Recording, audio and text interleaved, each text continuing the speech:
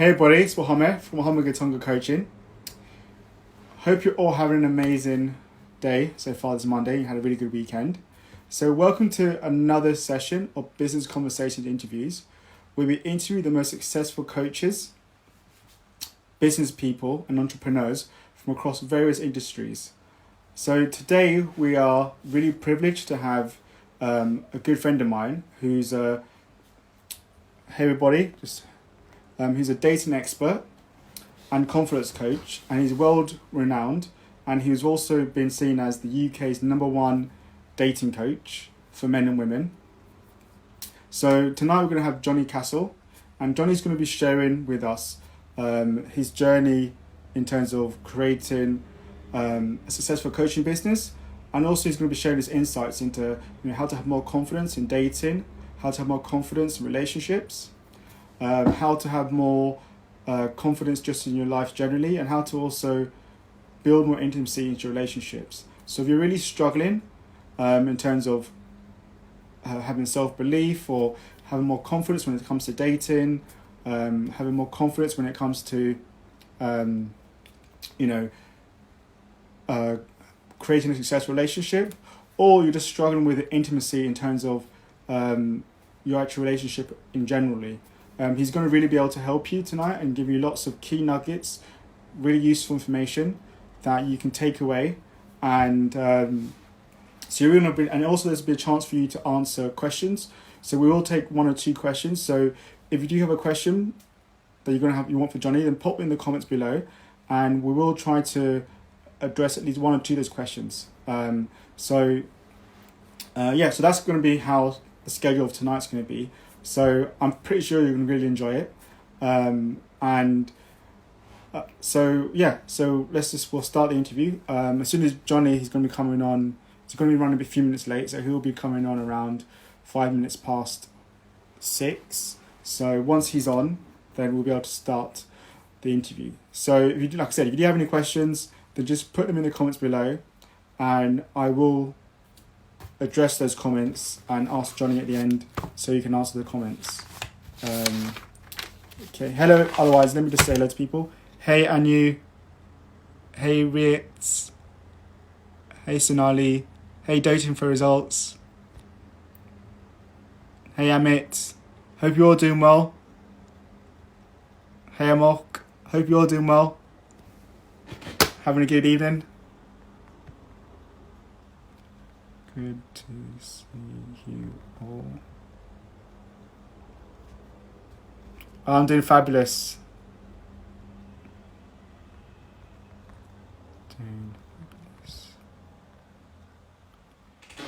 Okay. Yeah, I'm doing fabulous. I hope you are all doing well. Johnny should be on in a few minutes, and then we'll be able to start the interview. Hello. Hey Ravul. Hey Tesh. Hey, how you doing? Hey Sonali.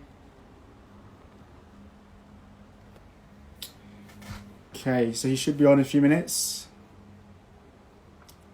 Thank you. Appreciate that.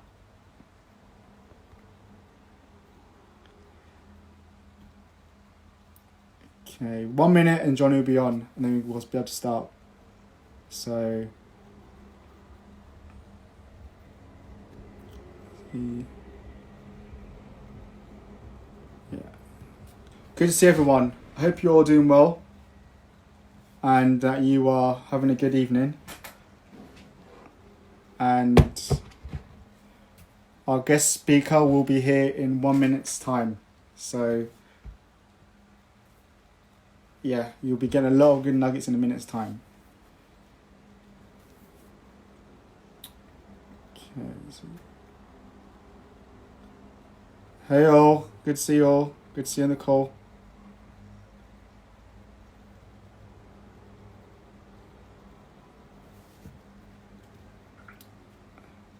Thank you, Aktan. I hope you're pronouncing your name correctly. Henilesh, hope you're pronouncing you. Good to see you all. Perfect. Johnny's here.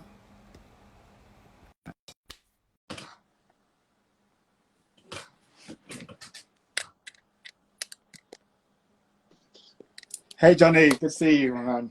Hey buddy, how you doing? I find you. Great. Yeah, I thought we were on at 8, so I was like rushing back from my workout and I was like, oh, he meant 6. Oh, it's good to have you here. It's a pleasure to have you here. Yeah, it's good to be connected again, man. It's been a while, hasn't it? It has been too long indeed. Okay, so okay, well, pleasure to have you here tonight, as I said. So we'll start off with the first question. So can you tell us a bit about yourself? Like, what was your background and how did you get into decide to create your own business? Uh, admittedly, the area that I'm in now, which is men's self-development, it started off as a need for myself. I too had to reach to at a stage of development that gave me the confidence that I needed to attract women at a young age. I Mm, was clueless how to do it, and all my friends were, which left us in a position which is like, oh well, scratching our heads. How do we crack this area of our life?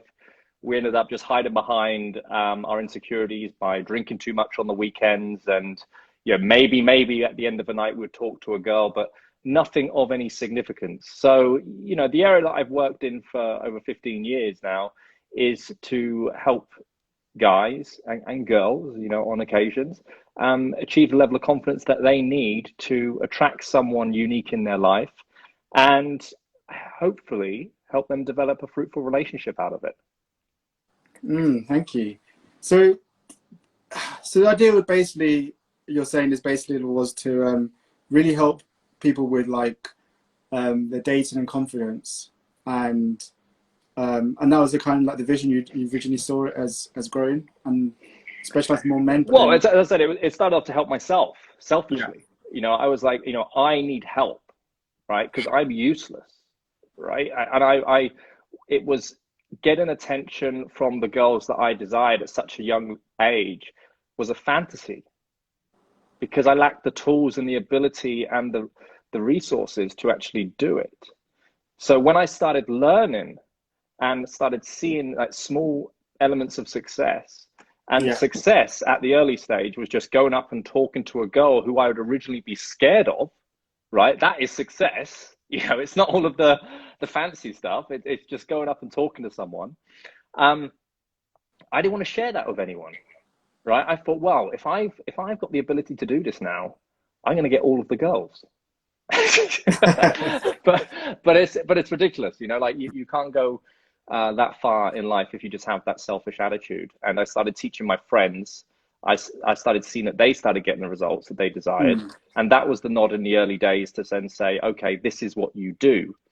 So that's when I started teaching people on a global scale. I had an opportunity to work with a company here in London, travel the world with them, travel the world with my own company, built my own team up. And now we're at a stage where, clients, they fly in, well, when they can, to work with myself, and or they fly me out to work with them. So yeah, I mean, there's many different sticking points individuals have. A lot of it can be traced back to early events in their lives, as I mean, obviously we've worked together in the past on yeah, the workshop you attended, so you get an idea of the people that come. They're from all sorts of different backgrounds. You might get someone that has a real lack of reference and experience, whether it's because they have social anxiety, or it may be that they've sacrificed their social and dating life to get ahead in the game in their career. They're in a comfortable position now that they actually want to accelerate the learning curve and start seeing some results. ah. So in terms of your brand and vision, what do you think it is that sets you apart from competitors that do similar work to you? Well, we're much more holistic. There's a lot of people there teaching you how to attract the girl with lines, but that isn't really deep enough. I Mm, spend a hell of a lot of time working with my clients on a lot of deep mindset issues, a lot of stuff that they may have got into when they were younger, some traumatic events, and just helping them remove those unwanted thoughts so they can actually attain new beliefs that are going to mm, be constructive for them. So I do a lot of deeper work, and a lot of people don't see that from the outside because normally the stuff that I post is more of the them getting the results with the girls, which mm, is the it's it doesn't really highlight the deeper work we do. And there's the other stuff as well, where it's much more holistic, I would say. You know, I mean, tomorrow I've got one of my colleagues on who's an interior designer, right? And that's something else that we do. You know, we look at every aspect of the guy's life and think, what can be improved? Well, if you're going to take the girl home, what impression has she got on you based on the environment that you're in? How have you kitted up your environment, your apartment, for hosting and for them to want to come back? Can they see themselves coming back? You know, what area, you know, can your career be progressed? Can you do better in your career? You know, can you offer a woman security? Let's talk about finance. Let's talk about money. So there's all these different areas that we cater for with our clients. It started off with just teaching the guy how to attract the woman. But of course, as you evolve as a man, you know, it becomes a conversation about manhood. How can you become the better self? And I hate saying that, you know, we got to become the better self, because it sounds a bit of a cliche, the self-development kind of industry, but really that's what it's kind of become, you know. So I feel like I waffled on there, but it was a good question. No, that's a good answer. Like, I feel like, I think what you're talking about is like, you actually, it's a lot of inner game. So you're working in a person and working on the mindset to then give them like a more holistic approach. Yeah, I mean, there's that, and I think a lot of people that have followed my work for over the years, they know all the other stuff that I do. You know, they know that I work very closely with guys, and I take them out and I put them in social environments and I watch what they do, I refine what they do. You know, we improve their body language, the spoken language, you know, everything. You know, so I know people have been following like, I know that they know that I do that. So I think whenever I am being in a discussion like this, I think it's quite insightful to sort of share the other stuff that we kind of do as well. So what do you wish you had known now when you first started out with your business? The lot. The lot. I mean, yeah, I think it's like anything, and that's, people struggle to get started because they want to know everything before they get started.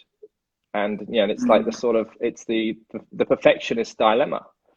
You know, if you're going through life just trying to be the perfectionist all the time, you never really get anything finished. You just need to do.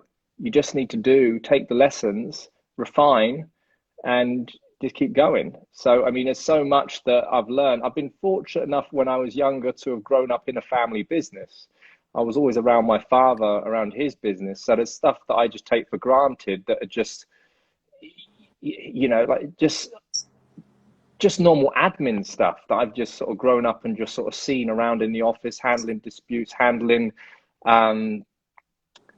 incoming and outgoings, and, you know, all this kind of stuff, which might be a whole new level of education for someone just starting a business.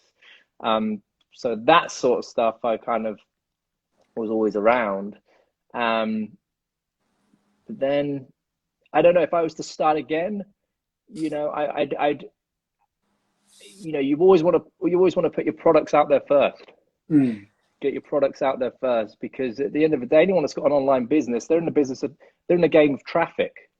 So anything you do from now until 10 and 20 years, you're going to be moving attention towards your website, perhaps.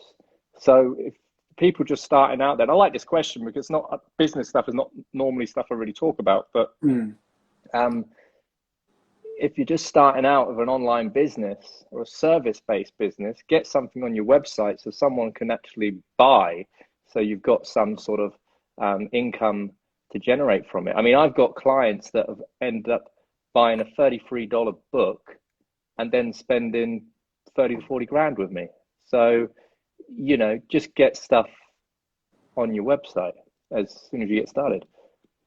I think that's really good advice, because I think a lot of people, especially in business, they, as you said, they become perfectionists and they wait till tomorrow or the next day. That never day ever comes. They actually never achieve anything.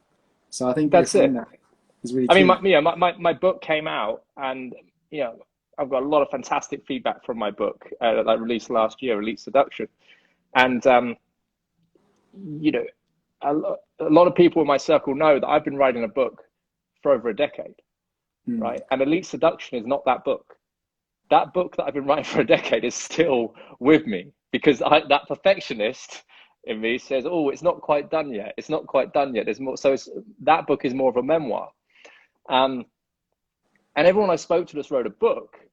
I always ask them, were you happy with it? Were you happy when it was finished? And everyone says, oh no, you'll never be happy with it. And that's okay. That's okay, because you know what? You release another one, and then you release another one, and then you release another one and another one. I mean, look at the iPhone, for example. Always give you the example of the iPhone. You know, the iPhone wasn't delivered to you perfect, right? How many models and upgrades have you had? How many software? I mean, I've got a software update today that I need to, find like 2 hours to download. Like it's constantly being upgraded. So if you're ever looking for a reference of, getting better, just look at your iPhone, for example. So you don't let perfectionism stall you. I've released a book that's got a lot of great feedback, and it's got a lot of fantastic content in there, but there's another one coming. Yeah, and there'll be another one, another one, and another one. So it's, yeah. Constantly evolving, I like that. So what's been your biggest challenge you faced personally when you started? How did you manage to overcome it? Biggest challenge. It's a good question. It's got me thinking.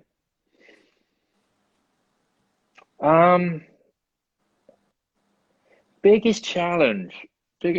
I mean, if I have to really getting a break, I guess. I mean, if you might have a desire to want to be a coach or help people, but you need a platform to get exposure, right? And then when you've got enough exposure, then you can springboard off that platform onto the next platform. And that might be your own platform, or it might be, a bigger organization's platform. So initially, I was just a kid helping my friends out, at the young age of, 17, 18. I was fortunate enough to, get into this stuff at such a young age. But, I've still had a lot to learn, of course. You never stop learning. And I never say that I know everything. I never tell a client I know everything. I just know what I know will definitely help them. But yeah, it's finding that platform. It's finding that platform for you to be able to stand up and for your voice to be heard. And that would be anyone's challenge. Try to get going. Now, like YouTube and stuff like that. I mean, I remember when I made my first ever video was me approaching a girl in the street, and I took her on a date in 3 minutes. It still exists. And I had competitors actually try and take this video down, and they did. They succeeded in putting a robot on this video, flagging it up as spam, and I had to fight YouTube to get it back. It came back. But that video got me a hell of a lot of business, So again, like, use the platforms that are out there to further your exposure. I mean, that's not really sort of the content I really like producing these days, because as I say, I like what we do is a lot more holistic. It's not just about meeting a girl on the street. It's a lot deeper than that. It's about how do you keep the girl? How do you keep the relationship going? So yeah, platform. You need a platform, and use the platforms that are already out there, your own media channels. And that's the thing, like, don't get so caught up in try to chase a BBC, like a feature on a BBC documentary or something like that. You might do that for a bit of credibility, but really there's more weight in putting your own time and attention in your own channel, because you actually, those subscribers and those views, they're in your system, they're in your database, and you can actually drive the traffic somewhere. I mean, I remember I did something for BBC Three years ago. I asked the director, how many views do you reckon this will get? And he was really excited about 250,000 views. I was like, what? 250? I mean, that's just, yeah, it's good. It's better than nothing, but it's not like fucking amazing. You're better off just putting your time and your energy in your own channel that you control. Well, that's really good advice. I really like that. Just my opinion. So how's the business going over the past few months with COVID and the whole situation? Has it changed, or? It was interesting, because coming into it, it was obviously uncertainty. It was uncertainty for everyone in similar industries. And a friend of mine, Jack, who runs a negotiation consultancy and deal making consultancy over in Germany, he was really worried because he can't roll out his offline events. He's got a whole team on payroll, and he was a bit panicking. He's like, shit, what am I going to do? But what we come to realize, and what a lot of people have moved towards, is the virtual space. And I think what's really interesting now is we start seeing signs of lockdown easing and us slowly getting back towards normality, is keeping an eye on what virtual infrastructure will remain, because there's a lot of virtual infrastructure that we've had to adopt as entrepreneurs to keep the business going and keep the revenue streams coming in and keeping our services, our offerings to still exist. What will then remain? And I think a lot of these things will remain. I've got a friend of mine, Remy, who just came on a minute ago. I don't know if he's still on, but he works in the city, right? And in asset management. And he says his office, I think they pay about 1.5 million a year just to rent the office, right? Wow. What they've come to realize is that they don't need the office.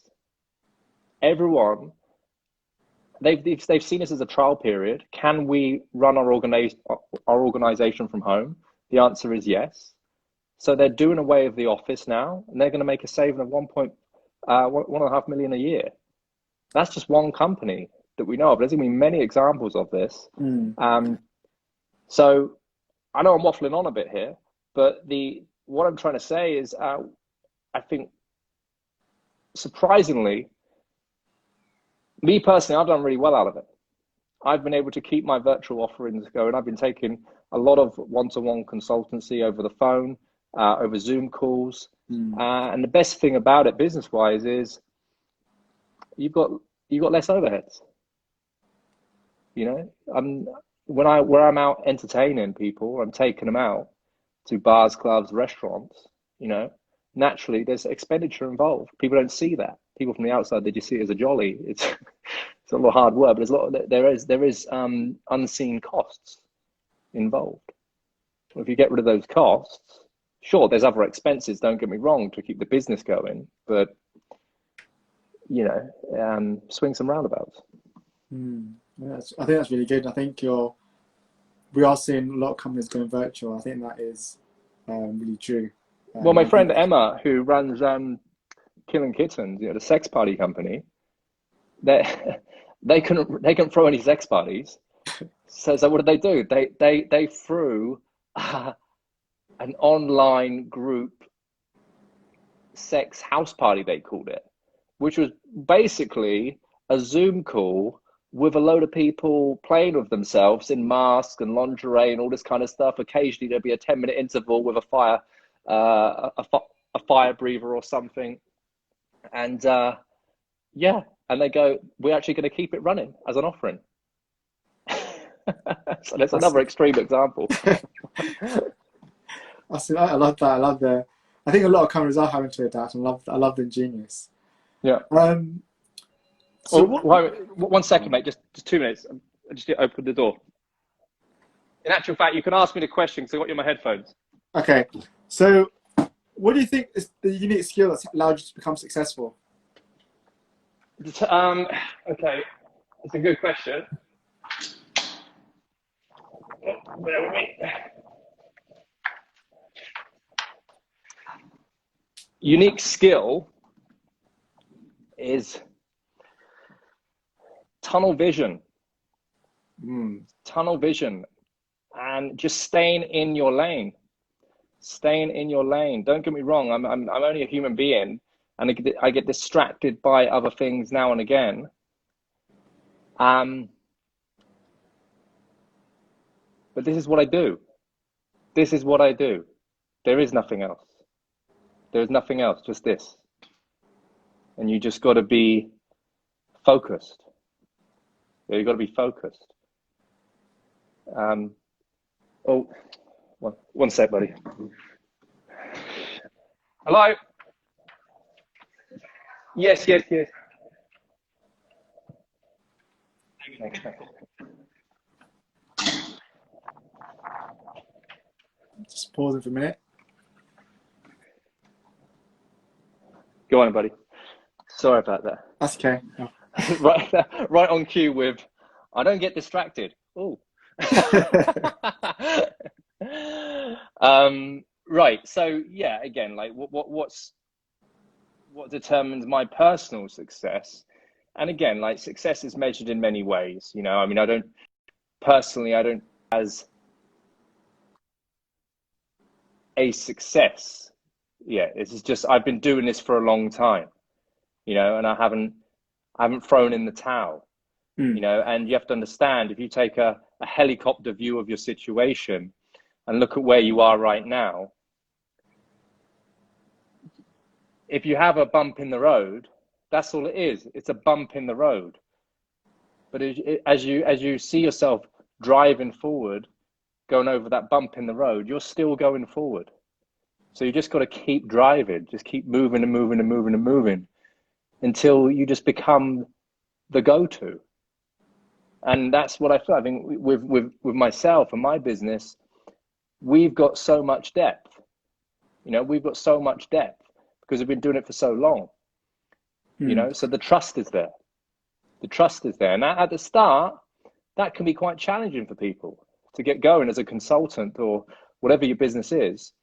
You've got to, you know, people have got to give you the chance. They've got to give you the opportunity to work with them. And then it Mm. becomes, as you get more known and more credible, it actually feels like they've got the opportunity to work with you because Mm. that's the way it is. You become more in demand. But it's getting that start. Like I said, it goes back to what we originally spoke to about what's the challenge. The challenge is Mm. getting that platform to get started on, you know? Mm. I agree. Yeah, totally. So, what do you think motivates you and drives you going forward? What motivates and drives me is the idea of if like not just working to pay the bills, right? The idea of if you carry on working at the same level that you are currently working at, then you will never be able to look after a family. You will never be able to look after your parents if they're ill. So with that in mind, you have to change the way that you work, Mm. right? Or increase the capacity of your work, or be more strict with your time management. You know, I mean, this lockdown has helped me be a lot more disciplined. And I know that has been a challenge for a lot of people, um, because if there's no movement, there's no momentum. Mm. And I felt like that has been an issue for everyone. And I started to realize that I hadn't been to the gym in the first. I mean, I had the virus. I recovered from the virus, and I thought, "Fuck! Well, I haven't been to the gym. What am I going to do to replace this?" And I called up my friend Adam White. He's a personal trainer in London, and I said, "Look, let's go shopping. Let's get the food sorted out. Let's sort the diet out." We sorted the diet out. I stuck to this diet. I'm on my ninth week with this guy now. I'm in the Mm. best condition of my life, eating a super healthy diet, training 5 days a week in the park. And that right there, you know, if you stick to a structure, it teaches you discipline. And if you Mm. start seeing results in a different area of your life, you've then got a reference of, okay, if I compound this behavior, I get these results. So if I compound this a similar behavior in a different area of my life, I will then see results. You know, and as a great book for people that want to study more into that sort of behavioral psychology, and it's actually called The Compound Effect. If you haven't read it, it's a great read.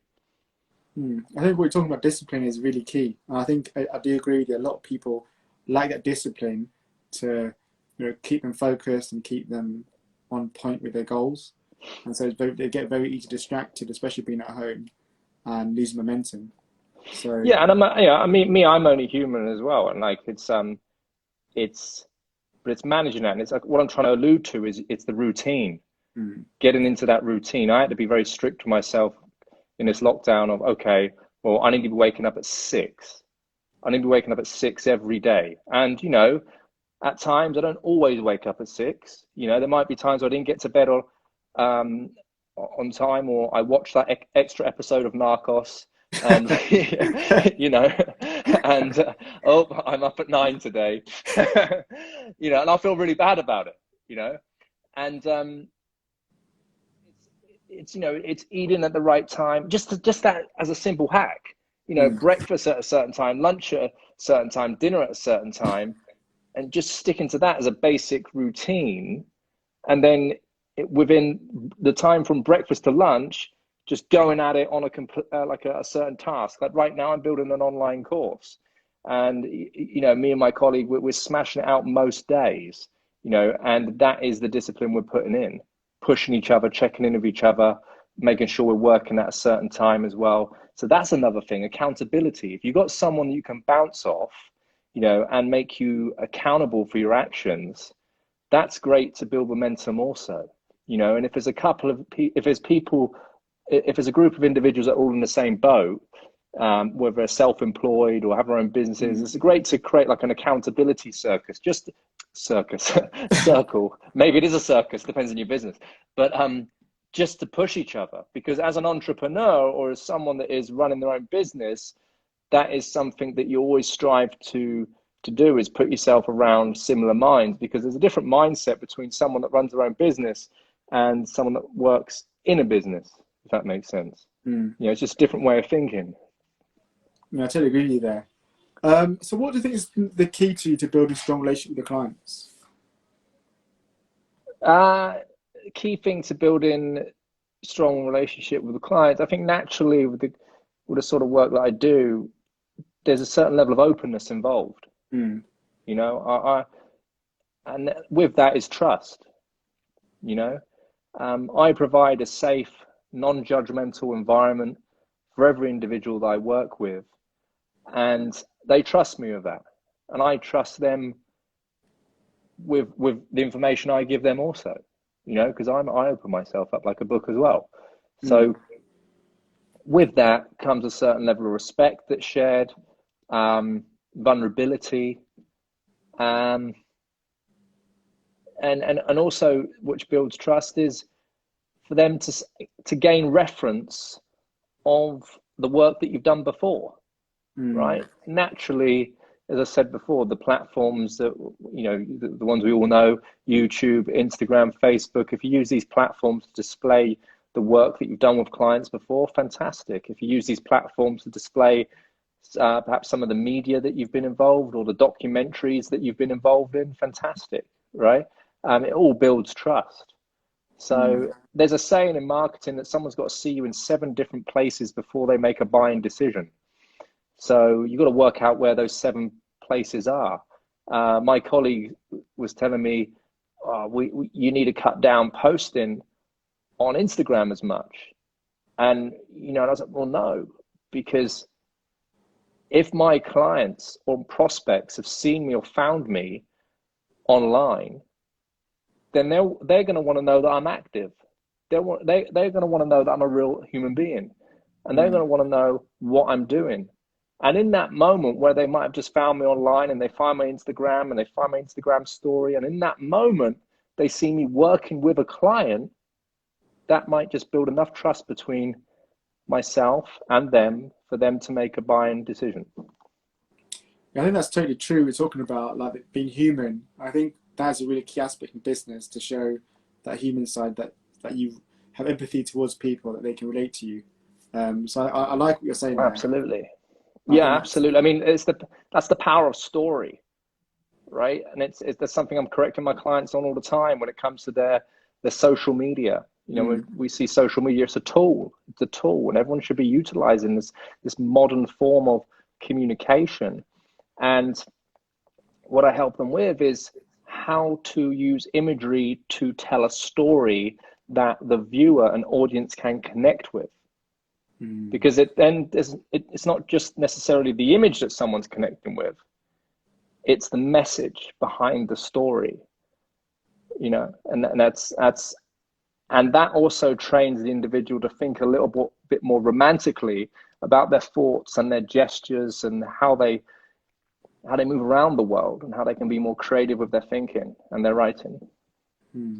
That's beautiful. So what advice would you give to people who are thinking of creating a business but are too scared to make that first step? I always think of the risk of not doing it.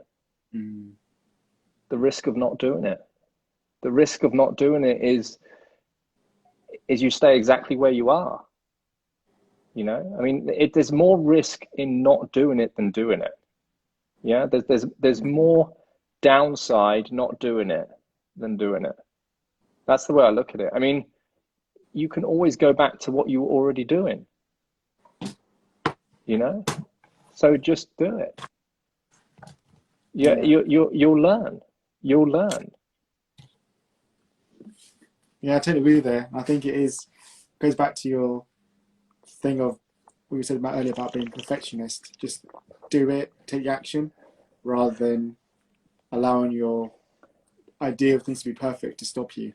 Yeah, and again, if you're just getting started, ask your clients for feedback. Be vulnerable. Be vulnerable with your first handful of clients. Go, listen, look, I would appreciate if you give me the opportunity to work with you. And because of where I am right now, I'm going to give it at this price point. Everyone else in the market is doing it at this price point. Because I'm just getting started, I'm going to do it at this. And what I'd like to do at the end is just for you to be open and give me feedback and what you think could be improved. And that shouldn't just necessarily be something that is practiced when you're getting going, but all the way through. All the way through. I mean, the user journey and the user experience is so vital. It's such a vital bit of feedback for your business, because then you're always improving. You're always on top of the game. I totally agree with that. I think it is, you want to have that reference from your clients so that you can always continuously optimize and improve by the best service. So I read a great book recently. It was Jack Welch, The GE Way. And this guy he passed away this year, I think in March. And he took General Electric to be a massive business. It was already a huge business, but when he took control of it, it became super successful, global. And one thing he started doing was bringing his clients to meetings. Bringing his clients to meetings and asking what they thought before he went and done a deal, which I thought was fantastic and completely out of the box. I mean, that's how important client feedback is, because at the end of the day, they're going to be using that service or that product. Don't agree with you. I think that's a very good point. So what role do you think confidence plays in dating? I mean, it's such a broad subject, but I mean, if you ask any woman what do they look for in a man, they'll say confidence. Now, if you ask any guy what confidence is, they ain't got a clue. we know it when we see it. We know it when we see it, but it's a bit difficult to unpack. What I've come to learn is confidence comes through familiarity of doing a certain thing. So I'm more confident now with my outdoor exercise with my personal trainer than I was on my first week, because I'm more familiar with the exercises. I'm more familiar with the diet. Therefore, I am turning up more confident. My posture is improved. The results, I'm looking in the mirror, the results are there. So through familiarity breeds confidence. So in the realm and the world of what I do, of improving an individual's confidence with speaking to women and getting into fruitful relationships, the familiarity in that context is exposing themselves, not in a literal sense, let's be clear, but exposing themselves to many environments where they would meet women and getting enough reference points of them having success with women. And again, let's not label success as getting into bed with them. Success could be, and it's very subjective, but it could be just speaking to women that once intimidated you and having a positive response from them. You know, that for me is success. Success might be approaching a group of girls for the first time. That for me is success for someone, right? It might be getting someone's phone number. It might be them calling you, calling them, and then calling you back, or you having a conversation with them and you getting on a date with them. That's success. If that didn't happen to you before, that's success. And through repeated success comes confidence. That's beautiful. I think it links back to the power habit. Yeah, exactly. It is. It needs to become a habit. Absolutely. So what, in your opinion, are the common reasons why you find that people suffer from lack of confidence? Lack of reference. It's a lack of reference. It's a lack of reference, and it's in my experience, there could have been an event in their life that gave them a false sense of belief. That's, I say a false sense of belief, but it's if that is the only reference that they're directing their mind to when they are in a situation where they are deciding to take action or not, then it's not a constructive one. So I believe everyone's got a positive reference that they could draw themselves towards, but they're just choosing not to, because the negatives often outweigh the positive thoughts. And that's a lot of my work. A lot of my work is actually helping individuals accumulate more positive references. So when they do find them in a state of should I or shouldn't I, they lean towards I should.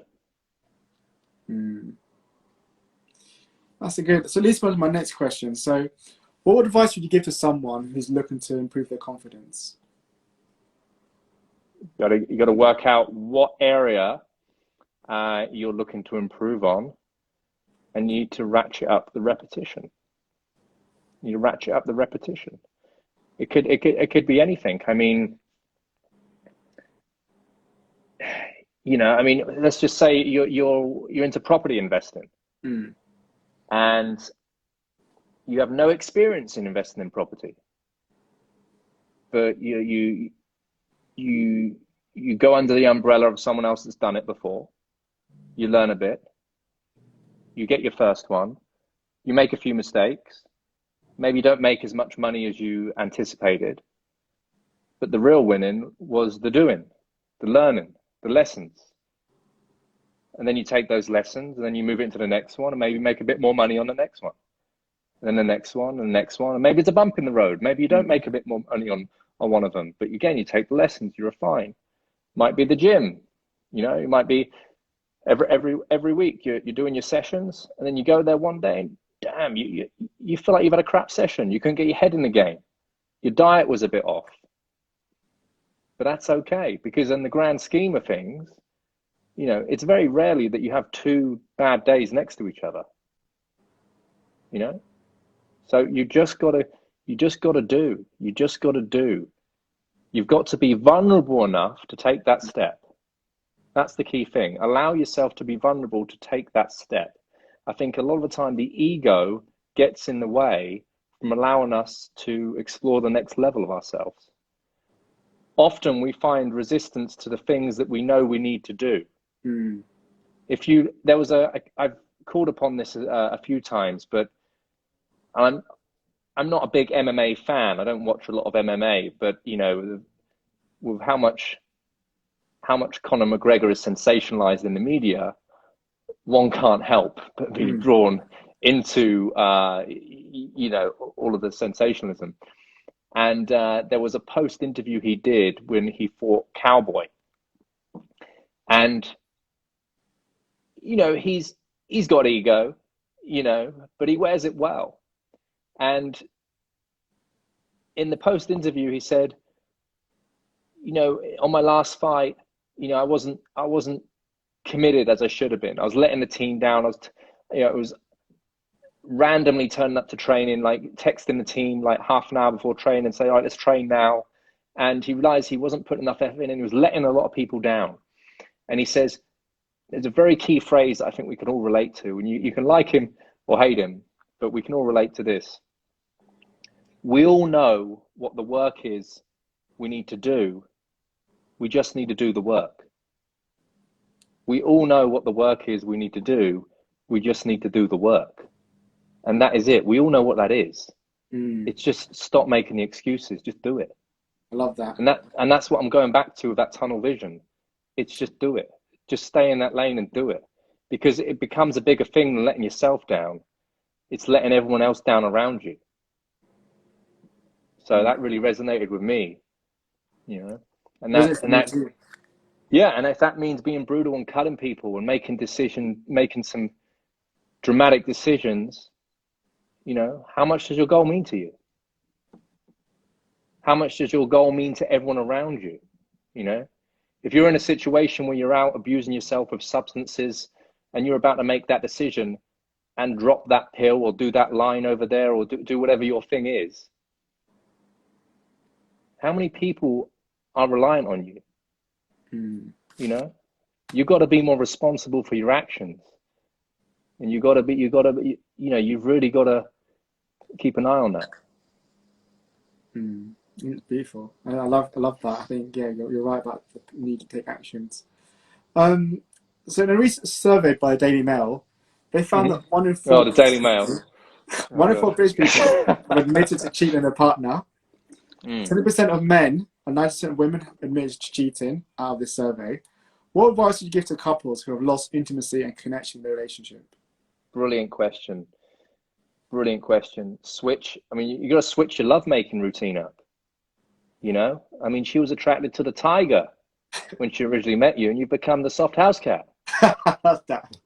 You know, she don't want to make love to the house cat. She wants to be in the wild. She wants to be in the jungle. She wants the tiger. But really, there's some truth in that. And it's funny because I was actually speaking to a client earlier on, and the feedback he got from the girl that he's pursuing is she wants someone more assertive and dominant. And she's given clues. She goes, I really like the film Beauty and the Beast. My favorite film is Secretary, and you know all this kind of stuff. Like, dude, you know you've got to. She wants to make love to the beast. She wants to make love to the beast. Imagine the beast. You've seen the film? They haven't shown you the X-rated version of Beauty and the Beast. Imagine the X-rated version of Beauty and the Beast. That's what you need to do. You need to become the beast, you know? And, but that can be it. That can be it. If people are caught up in a monotonous pattern when it comes to their sex life, you got to switch it up. You got to make an effort, right? If that means, you know, trashing your apartment, throwing all the shit off the table and getting her on the table and making love to her on the table and throwing up against the wall, and that's not something you normally do, guess what? That might just be the thing that saves your relationship.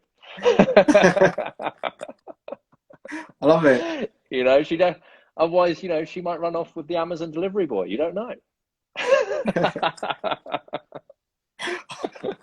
I love it. Like, mix it up. Why are you getting an Amazon delivery every day? What's going on?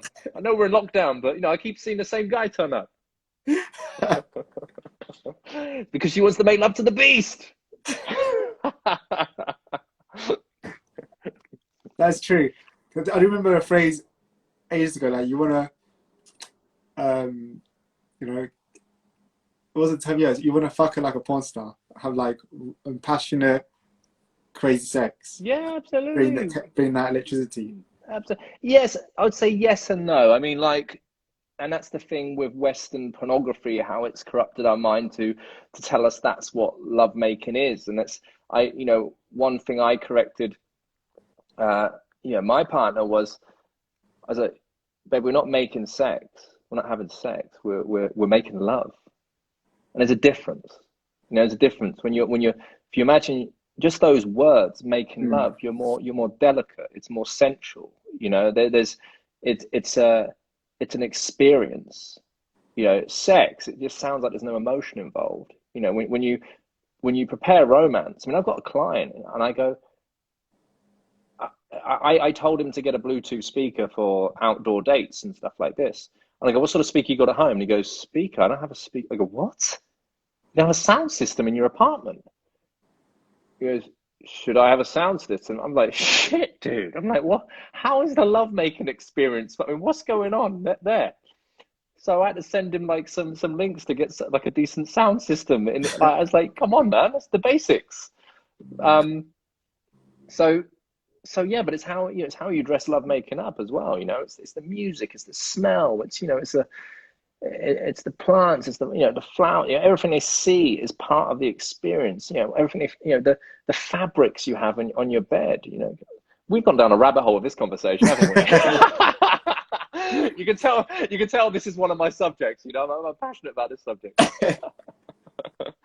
Well, at least on to the next question. Like, Yeah. so how'd you put the condom on? Oh God. Okay. All right. Let me.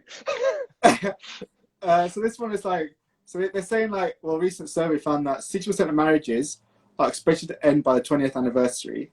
Why do you think so many marriages are failing? What advice would you give to people who are feeling that marriage is about to end or it's struggling?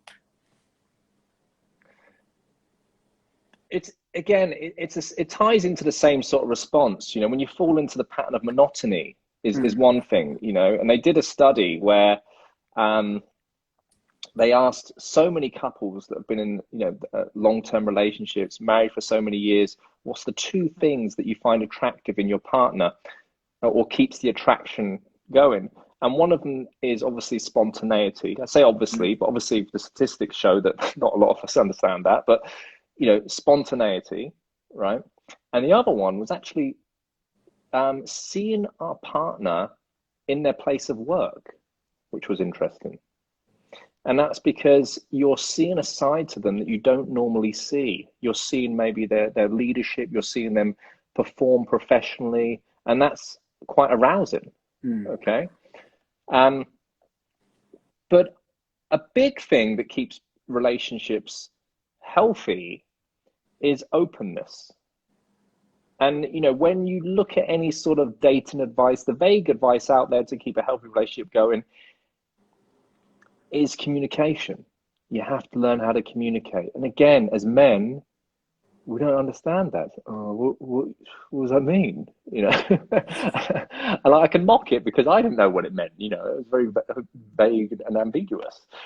And it's to clearly communicate what your desires are, what your fantasies are, what your non-negotiables are, where you've drawn the line in regards to certain behavior, and standing up for yourself, letting the other in your relationship know when you're uncomfortable about something or when something has upset you. Because me personally, I've experienced, when I was less experienced, if you don't stand up for yourself, you're going to get walked on. You become a doormat.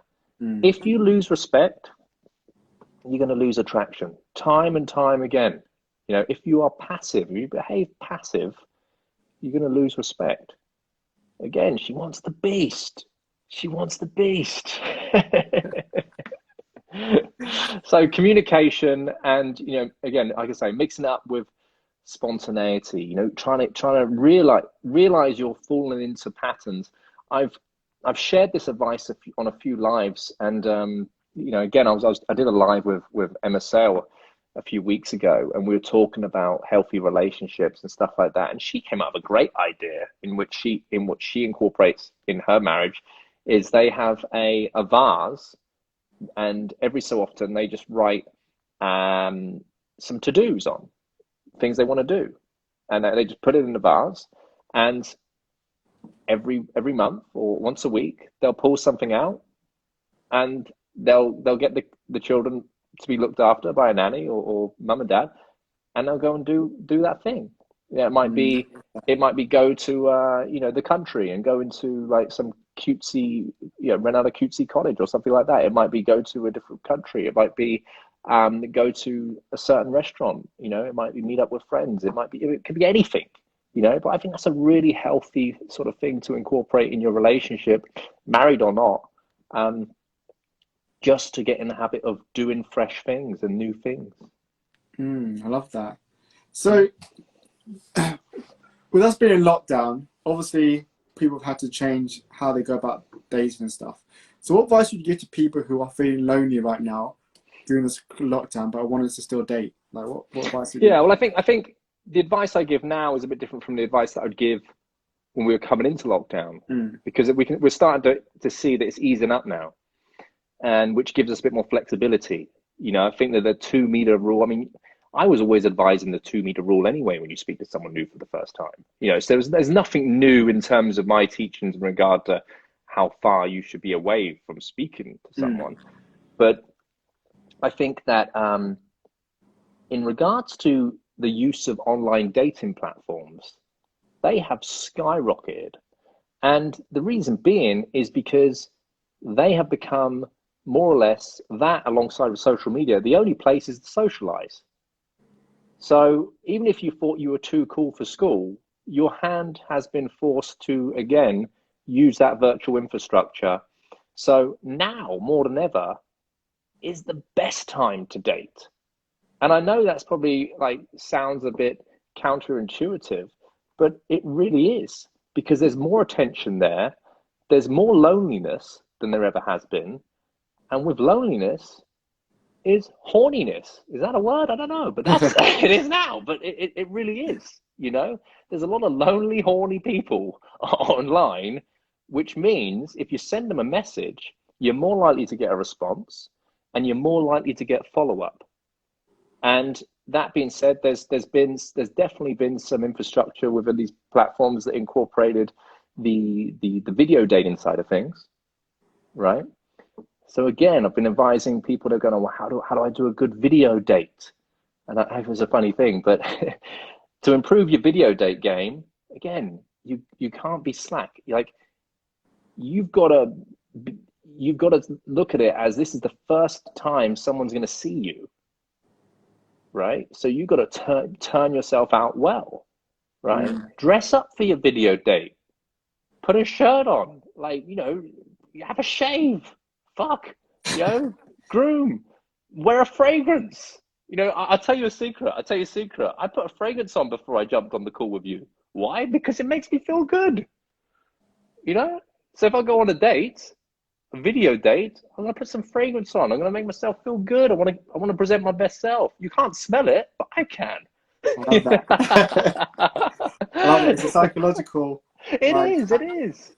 like, uh, like a hook kind of thing to Yeah, yeah. Well, people it's you're priming. They call it priming. You're priming a certain state to be in. Mm, So if you wear your fragrance, you associate that fragrance with going out. So you might sit a bit better. You might act a bit better. You might tune into the character, the version of yourself that you need to be. It might be another way of bringing out the more confident side to you, right? So just the basics there, and also as well, like if you're going to do a video date, if it's moved in that direction, have some things, have something else going on in the background. Like maybe, for example, I mean, I'm not on a video date right now, but there might be a guitar in the background, mm, right? There might be, I don't know, an interesting picture, right? There might be, I don't know, I might actually be doing some, if it's a few video dates in, I might be doing some cooking or something, right? mm, And again, that provides a talking point. mm. The worst thing you can do is to be sat there in a room and waited for this 8 o'clock, because we read it on a dating blog that 8 o'clock was the time to call. And you've called her at 8 o'clock on the dot. And there's just nothing going on in the room. There's no talking points. It looks lonely. It looks like a prison of war camp. So basically what I'm trying to say is in the world we're living in with online dating, if you've got the video game going on, you've got to get your backdrop sorted out. You got to get your presentation sorted out, your Mm. grooming, just make an effort. It's the first time someone's going to see you for the first I time. agree with you. So the next question is, what is next for you and how can people reach out to you and work with you? Well, London Dating Coach is the Instagram handle that I go by. JohnnyCassell.com is my website. And I'm on all of the other ones. We've got over like 100 videos on YouTube. I'm on Facebook. But yeah, if you're interested in how I can help you, you can slide into the DM and ask me a question, and I'll be able to help you out accordingly, point you in the right direction. Perfect. That's great. So yeah,